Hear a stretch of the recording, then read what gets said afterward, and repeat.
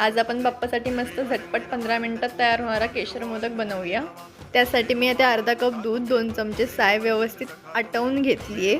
त्यानंतर गॅस बंद करून ते मिश्रण गार करून घेतले। त्यामध्ये 1 कप मिल्क पावडर आणि 1 छोटी वाटी केशर दूध मी त्यात टाकून घेतले।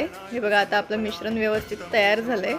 हे संपूर्ण मिश्रण आता आपण ताटलीमध्ये घेऊन व्यवस्थित गार करून घेऊया। त्यानंतर त्यामध्ये पिठी साखर, बदामाची पावडर, वेलची पावडर आणि जायफळ पावडर टाकून हे मिश्रण व्यवस्थित तयार करून त्याचा गोळा बनवून घेतलाय।